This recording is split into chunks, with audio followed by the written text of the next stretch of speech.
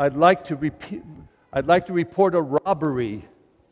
Last night, I was a thief. I stole from the people of the 5 o'clock Mass a good homily because I wasn't focused. I had a retreat all day in Spanish, which actually drained me. Got here for confessions late, but there was a sign on the door.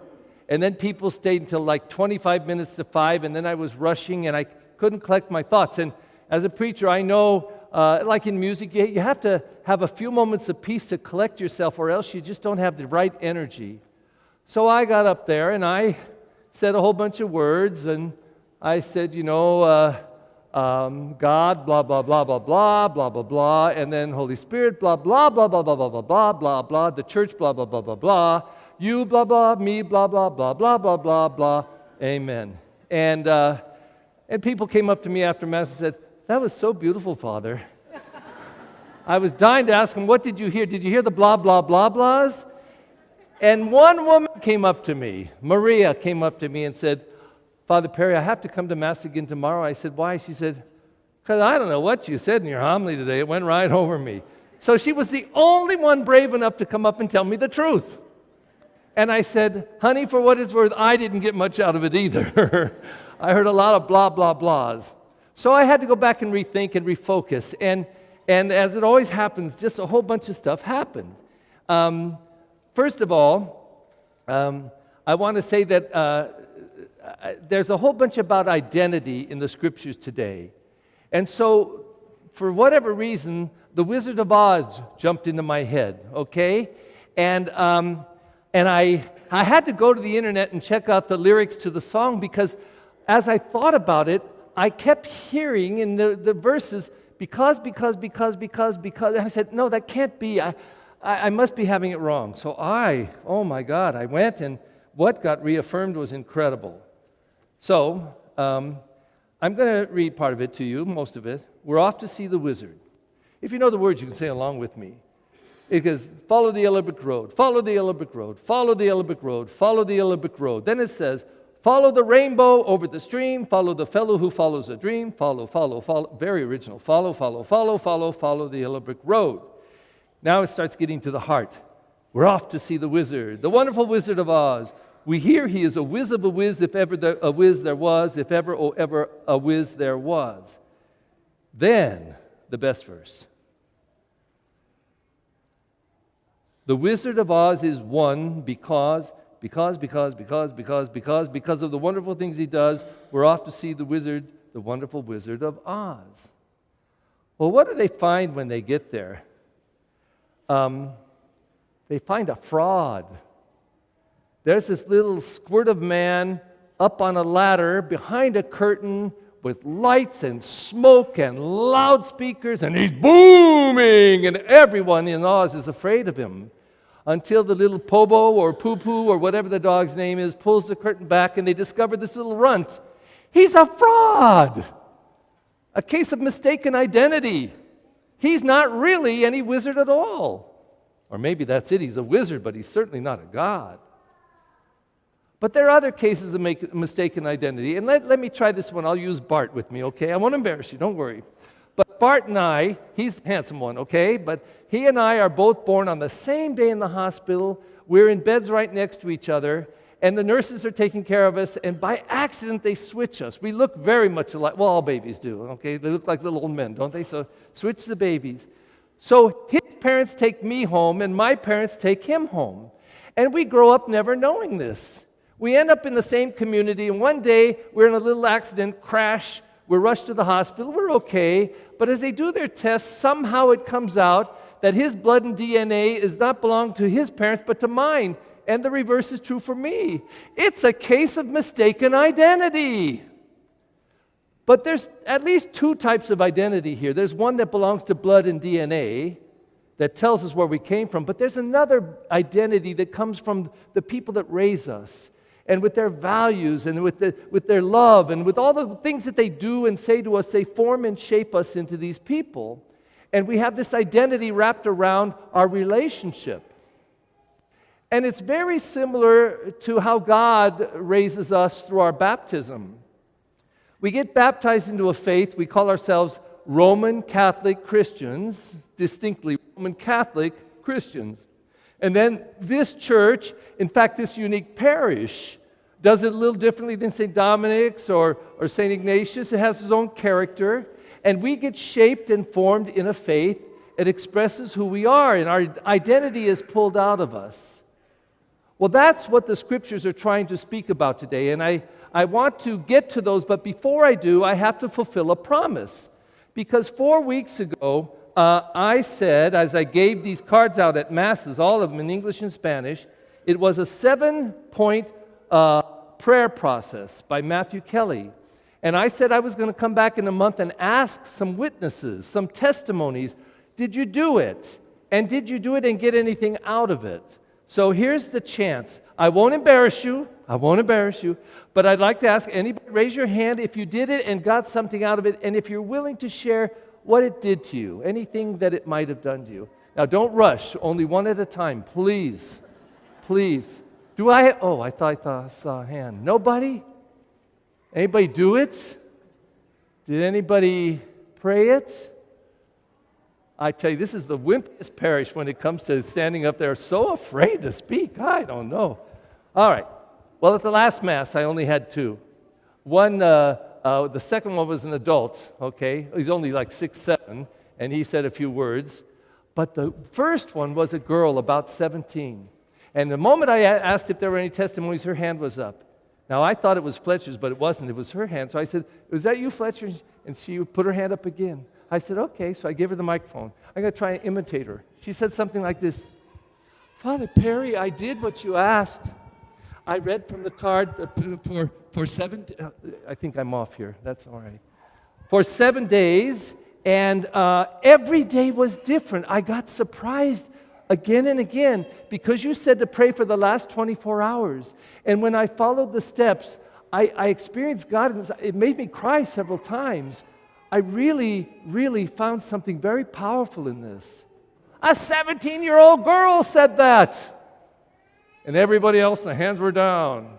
Now, that doesn't mean that others didn't experience it. It just means that nobody was quite ready to share it.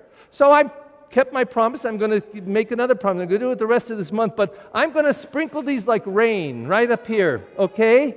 And on your way up from communion, whatever, if you want one, you didn't get one yet, I'm telling you, this will change your life, and I'll tell you why. It'll take away this. Blah, blah, blah, blah, blah, blah, blah, blah, God, and by the way, God, I need blah, blah, blah, blah, blah, and I want to tell you how much I blah, blah, blah, blah, blah, blah you. Because when we start to put into words what we know, what we think, what we feel, what we want, what we need, what we're longing for, how we want to grow, how we want to change this in ourselves and be more of that in ourselves. It's something like these scriptures today. And I'd rather quote directly because they're powerful scriptures about identity. In the first reading, God is speaking to Shebna, who is the master of a palace. And he says, "Hear me, Shebna." And in effect, he says, your identity stinks. I loved you. I put you in a place of authority with powers. I gave you a robe and a sash and said who you are and called you to this, and you blew it. You blew your identity. So listen, I'm Shebna. I'm taking you out, taking your robe and your sash and your authority, and I'm giving it to Eliakim. And Eliakim will be my messenger. So Eliakim receives the authority strictly straight from God, and he begins to identify with this instrument of God in the palace for these people. And he knows who he is because God has called him. And this is not very different from our own baptism. In our baptism, we receive a call to follow Jesus Christ. And we are asked to identify so clearly, and when we do, we begin to discover who we are and as well who God is. So we go back to that word again. And in the second reading in Paul's letter to the Romans, he reveals to us understanding something about the identity of God and who we are because of our understanding of something of the identity of God. And this is what he says. Oh, the depths of the riches and wisdom and knowledge of God. He starts out so humbly. Wow, God is great. How inscrutable are his judgments and how unsearchable his ways. His ways, we can't even search for them. They're that hidden. They're that mysterious, unsearchable. So he says, for who has known the mind of the Lord, or who has been his counselor? So I'll ask the question of you. Can anybody here say they know exactly what God is thinking right now? Okay. How about, is anyone here God's counselor? Have you ever done this? God, let me tell you what you need to do today, because I think I understand this world maybe a little better than you, so let me give you some advice, God. Anybody give some advice to God lately? All right. So Paul's telling us, who is this God? Well, we don't know. He is so vast. Do you know, they say there's millions of galaxies.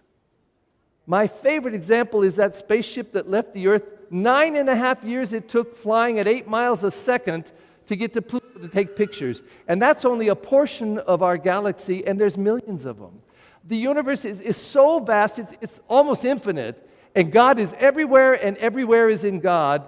That's the God that we call our God, and I'd say his ways are inscrutable. We can never really know him. But we know something about this God. Well, we say, you're our creator. You're our Father. And if that's all we can say, that's a lot.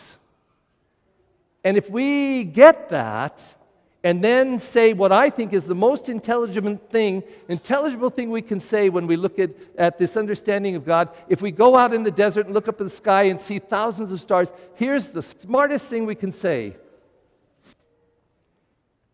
Wow. That's intelligent. Just wow. There's no words. There's no words to try to define this God. We don't try to define this God. We just stand before God in total admiration and love and gratitude. That's who we become until we read this gospel. In a very personal way, Jesus reveals identity to them as he asks them about his identity. So he's at Caesarea Philippi, and he's just in a crowd of people, and he says, hello, people are talking out there, lots of chisme going on. Can anyone tell me, who do people say that I am? So people start saying, some say Elijah. Somebody else says, some say John the Baptist, because he's dead now, and his head had been chopped off. So he says, maybe it's John the Baptist. Jeremiah, or one of the prophets. And then he does what he loves to do. He turns on his disciples. But who do you say that I am? And Peter gets all bold and says, you are Jesus the Christ, the Son of the living God. Now, where did he get this identity of Jesus? It's nowhere in the Gospels yet. He says, you are Jesus the Christ, the Son of the living God. And Jesus says to him, no mere person has told you this, but my Father in heaven. This is divine inspiration that you know something about my identity. But let me tell you something now. I'm going to tell you something about your identity. You are Peter, the rock on which I will build my church. And you and all those who follow you, all the baptized, you will be the ones who will carry the mercy of God. It will come through you, by you, for you, with you. You will reveal it to the world. What you bind on earth will be bound in heaven. What you loose on earth will be loosed in heaven. My mercy is going to work through you. That's who you are. That's who you are becoming. That's who you will be. Well, Jesus asked the same question of us. And my fear is, and why I had to confess my sin of last night, because my fear is, what if I lead you and guide you and let you sit there Sunday after Sunday, and when I ask you something about God, this is what you tell me, well, blah, blah, blah, blah, blah, God, blah, blah, blah, blah, Spirit, blah, blah, blah, blah, blah, blah, blah, blah, blah, church, blah, blah, blah, you, me, blah, blah, blah, blah. Really? Because what I need to do is turn to you and say, who is he? And you say, he is Jesus the Christ, the Son of the living God. He loves me. He has called me. I follow him. I'm his disciple. I know what he wants. I can't always, I'm trying. I want more and more of what he says. Do you know every single day I pray over the last 24 hours and talk to my God about my day, about my life, about my ups, my downs, my ins, my outs, my whys, my why nots, everything. Because I got to let this God be a part of me in every part of my life. That's who I am. That's what I believe. And so when Jesus turns to you and me, who do you say that I am? That's the question. What's the answer? Just in case a few more need some.